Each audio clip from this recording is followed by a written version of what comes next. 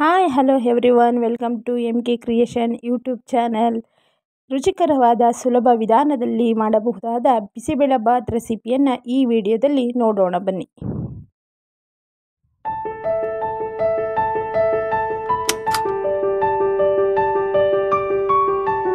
ಮೊದಲಿಗೆ ಕುಕ್ಕರ್ಗೆ ಒಂದು ಲೋಟ ರೈಸ್ ತಗೊಂಡು ಅದನ್ನು ವಾಶ್ ಮಾಡಿ ಹಾಕಿದ್ದೀನಿ. ಹಾಗೆಯೇ ಸ್ವಲ್ಪ ಬೇಳೆ ಅದನ್ನು ಕೂಡ ವಾಶ್ ಮಾಡಿದ್ದೀನಿ. ಹಾಗೆಯೇ ಸ್ವಲ್ಪ ಕ್ಯಾರೆಟ್, ಹಾಗೆಯೇ ಸ್ವಲ್ಪ ಬೀನ್ಸ್, ಹಾಗೆಯೇ ಸ್ವಲ್ಪ ಬಟಾಣಿ, ಇಷ್ಟನ್ನು ಮಿಕ್ಸ್ ಮಾಡಿದ ನಂತರ ಸ್ವಲ್ಪ ನೀರು ನೋಡಿಕೊಂಡು ನೀರು ಹಾಕ್ಕೋಬೇಕು. ನೀರು ಹಾಕಿದ ನಂತರ ಮಾಡಿದ ನಂತರ ಎಷ್ಟು ಬೇಕೋ ಅಷ್ಟು ನೀರನ್ನು ನೋಡಿಕೊಂಡು ಮಾಡಿ ನಂತರ ಕುಕ್ಕರ್ ಮುಚ್ಚಳದಿಂದ ಅದನ್ನು ಮುಚ್ಚಿ ನಮಗೆ 2 ವಿಸಲ್ ಆಗೋವರೆಗೂ ಅದನ್ನು ಕೂಗಿಸ್ಕೋಬೇಕು. ನಂತರ ಸ್ವಲ್ಪ ಪಕ್ಕದಲ್ಲೇ ಅದಕ್ಕೆ ಒಗ್ಗರಣೆಯನ್ನು ಹಾಕ್ಕೊಳ್ಳೋಣ. ಸ್ವಲ್ಪ ಬಾಣಲಿಗೆ ಎಣ್ಣೆ, ಸ್ವಲ್ಪ ಸಾಸಿವೆ, ಅದು ಸ್ವಲ್ಪ ಚಿಟಪಟ ಅಂತ ಸಿಡಿಬೇಕು. ಹಾಗೆಯೇ ಸ್ವಲ್ಪ ಈರುಳ್ಳಿ, ಸ್ವಲ್ಪ ಚಕ್ಕೆ, ಹಾಗೆಯೇ ಒಣಮೆಣಸಿನಕಾಯಿ,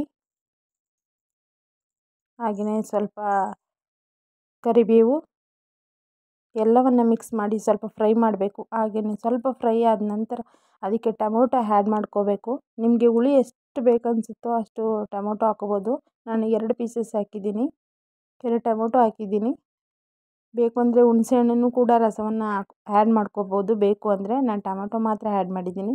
ಹಾಗೆ ಸ್ವಲ್ಪ ಅರಿಶಿನ, ಅಚ್ಚ ಪುಡಿ ಇದನ್ನು ಆ್ಯಡ್ ಮಾಡಿಕೊಂಡು ನಂತರ ಬಿಸಿಬೇಳೆಬಾತ್ ಪೌಡರನ್ನು ಆ್ಯಡ್ ಮಾಡಬೇಕು. ಆ್ಯಡ್ ಮಾಡಿ ಅದನ್ನು ಸ್ವಲ್ಪ ಫ್ರೈ ಮಾಡಬೇಕು. ಚೆನ್ನಾಗಿ ಅದು ಫ್ರೈ ಆಗ್ತಾ ಬರಬೇಕು. ಅದು ಬೇಕು ಅಂದರೆ ಸ್ವಲ್ಪ ಹಿಂಗನ್ನು ಕೂಡ ಆ್ಯಡ್ ಮಾಡ್ಕೋಬೋದು. ಇನ್ನೂ ರುಚಿಯಾಗಿ ಬೇಕು ಅಂದರೆ ಸ್ವಲ್ಪ ಹಿಂಗು ಕೂಡ ಆ್ಯಡ್ ಮಾಡ್ಕೋಬೋದು. ನಾನು ಆ್ಯಡ್ ಮಾಡಿದ್ದೀನಿ ಹಿಂಗನ್ನು. ಹಾಗೆಯೇ ಒಗ್ಗರಣೆ ಆದ ನಂತರ ನಾವೇನು ಕೂಗಿಸ್ಕೊಂಡಿದ್ವೋ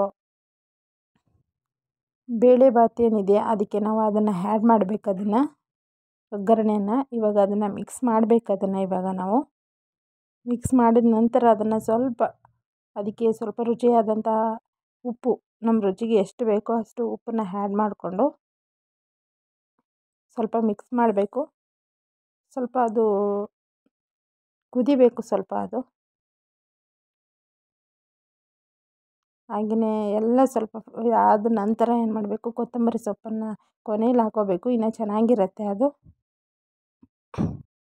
ಸ್ವಲ್ಪ ಕುದಿದ ನಂತರ ಬಿಸಿಬೇಳೆಬಾತ್ ರೆಸಿಪಿ ರೆಡಿಯಾಗುತ್ತೆ. ರುಚಿಕರವಾದ ಸುಲಭ ವಿಧಾನದಲ್ಲಿ ಮಾಡಬಹುದಾದಂತಹ ಬಿಸಿಬೇಳೆಬಾತ್ ರೆಸಿಪಿ ರೆಡಿಯಾಗಿದೆ. ಈ ವಿಡಿಯೋ ಇಷ್ಟ ಆದರೆ ಲೈಕ್ ಮಾಡಿ, ಕಮೆಂಟ್ ಮಾಡಿ, ಹಾಗೆಯೇ ಸಬ್ಸ್ಕ್ರೈಬ್ ಮಾಡಿ. ನೆಕ್ಸ್ಟ್ ವಿಡಿಯೋದಲ್ಲಿ ಸಿಗೋಣ.